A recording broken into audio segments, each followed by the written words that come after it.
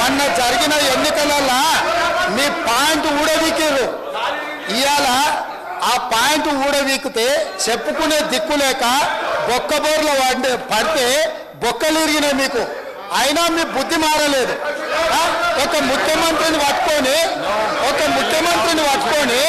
ఏంది కనుక పోయినవని అడుగుతారా అధ్యక్ష? ఇది పద్ధత?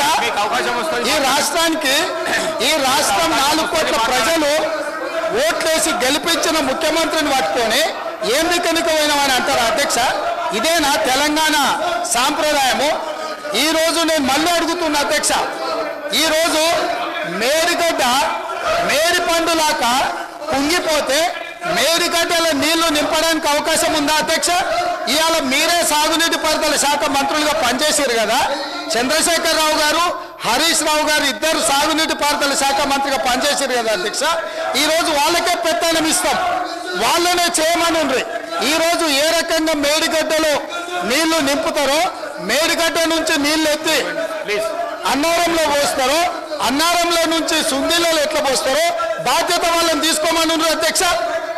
మొత్తం కుంగిపోయి కుప్ప కూలిపోతుంటే ఈ రోజు అక్కడ నీళ్లు నింపడానికి ఏమాత్రం అవకాశం లేక పూర్తిగా ప్రాజెక్టు దెబ్బతిని ఖర్చు పెట్టిన 94,000 కోట్ల రూపాయలు వృధా అయిపోయి ఈ రోజు మొత్తం ప్రాజెక్టే దెబ్బతిన్న పరిస్థితుల్లో ఈ రోజు ప్రజల దగ్గరికి వెళ్ళి సమాధానం చెప్పుకోలేక శాసనసభకు రావాల్సిన ఉపనాయకుడు ఇక్కడ సభలోకి రాకుండా పారిపోయి ఈరోజు చర్చ చేద్దామంటే రాకుండా ముఖ్యమంత్రి గారిని పట్టుకొని ఇట్లా మాట్లాడొచ్చా అధ్యక్ష? అందుకే నేను ఒకటే మాట అడుగుతున్నా, మీరు ఇవాళ చర్చకు సిద్ధమైతే పిలువండి. మీ పార్టీ నాయకుడిని, మీ సభాపక్ష నాయకుడిని చర్చ చేద్దాము. రేపు సాయంత్రం వరకైనా కాళేశ్వరం ప్రాజెక్టు మీద, గోదావరి జలాల మీద ఈ ప్రభుత్వం చర్చ చేయడానికి సిద్ధంగా ఉంది. పారిపోయి ఫామ్ హౌస్లో వండుకొని ప్రతిపక్షాలుగా బాధ్యత నుంచి తప్పించుకొని మీ అవినీతి బయటపడుతుందని, కాళేశ్వరంలో మీ దోపిడీలో జైలుకి వెళ్లాల్సి వస్తుందని కేసీఆర్ను చంపుతారా అంటారు. ఎవరికి అవసరం ఉంది అధ్యక్ష చంపాల్సిన అవసరం? సచిన పావును ఎవరైనా చంపుతారా అధ్యక్ష? మొన్నటి ఎన్నికలలో ప్రజలు ఆ పావును చేత్తో కాదు కట్టెతో కొట్టిరు అధ్యక్ష. ఆ పాము ఆల్రెడీ సచ్చింది. సచిన పాము చంపాల్సిన అవసరం మాకే ఉంది అధ్యక్ష. ఈ రోజు సానుభూతి కోసము వీల్ చైర్ నాటకాలు, వీధి నాటకాలు ఏంటి అధ్యక్ష? ఇది ఈ రోజు అవకాశం వచ్చినప్పుడు ఈ సభలో చర్చ చేయడానికి ప్రభుత్వం సిద్ధంగా ఉంది.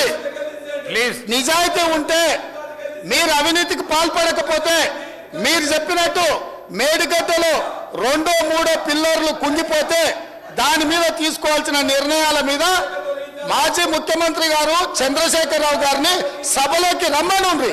చర్చ చేయడానికి ప్రభుత్వం సిద్ధంగా ఉంది. పారిపోయి అక్కడెక్కడో పోయి ఆడేదో ప్రగల్భాలేంది అధ్యక్ష? రమ్మనుంది సభకు. వాస్తవాల మీద చర్చ చేస్తాం, మొత్తం ఇక్కడ పెడతాం. ఇవాళ ఆయన తప్పించుకుంటాడు, ఈయన వచ్చి ఈడ కొత్త మాటలు చెప్తాడు ఈడ. కాబట్టి అధ్యక్ష, దీని మీద ఇప్పుడు జరుగుతున్న చర్చ దేని మీద జరుగుతుందో ఆ విషయం మీద చర్చించమని ఉంది. ఎట్లాగూ సాగునీటి ప్రాజెక్టుల మీద శ్వేతపత్రం పెట్టడానికి మా ప్రభుత్వం సిద్ధంగా ఉంది. మీరు ఏమేమి విషయాలు ఉన్నాయో, ఏమేమి చర్చ చేయదలుచుకుందో మొత్తానికి మొత్తం శ్వేతపత్రం సందర్భంగా చర్చ చేద్దాం. లేదు కాళేశ్వరం మీద మీరు చర్చ అంటారా? దానికోసం ప్రత్యేకంగా తమ సమయం కేటాయించండి. కాళేశ్వరం మీద చర్చ చేయడానికి మేము సిద్ధంగా ఉన్నాం అధ్యక్ష. కడియం శ్రీహరి గారు, కడియం శ్రీ మీ స్థానాలలో కూర్చోండి ప్లీజ్. అధ్యక్ష మీ స్థానాలలో పోయి కూర్చోండి.